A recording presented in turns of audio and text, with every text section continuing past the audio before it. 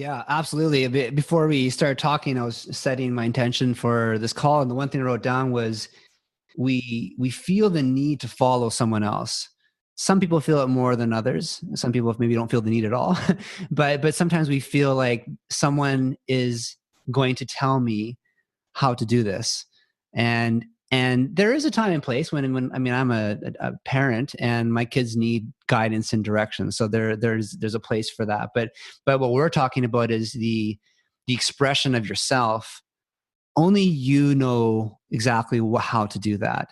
And yes, we can get counsel, advice, and people to instill positive information to us. But in the end, exactly what you're saying, we are the ones that are going to have to find that out.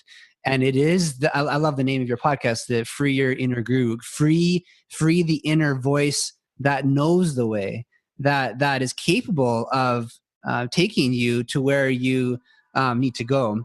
Just as we kind of wrap up, I want to I just read this in a book. I want to share this with you really quick. This comes from Pamela Cribb.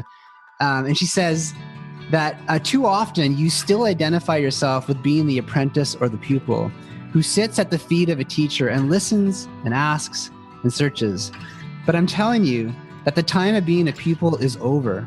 It's time to claim your mastership, claiming this sovereignty, like claiming the truth of yourself. And yes, we do need each other, right? Like, I need to hear your voice. I need to hear, in this case, Seth Godin is what connected us together. So we can benefit. But there's something so true and so good about trusting that what you know will be the thing that will help you. And you don't need to lean so heavily on someone else to be the voice that instructs you where to go. Yeah, I couldn't agree more.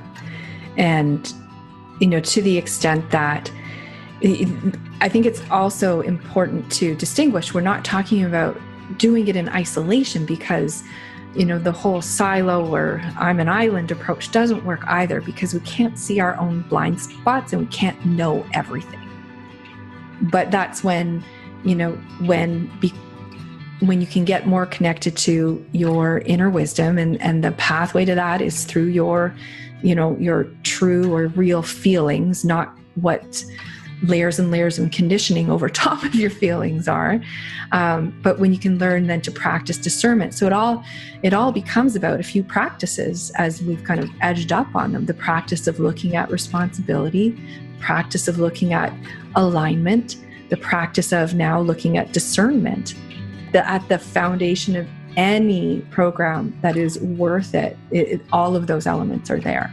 And those elements are also a huge part of the spiritual path as well.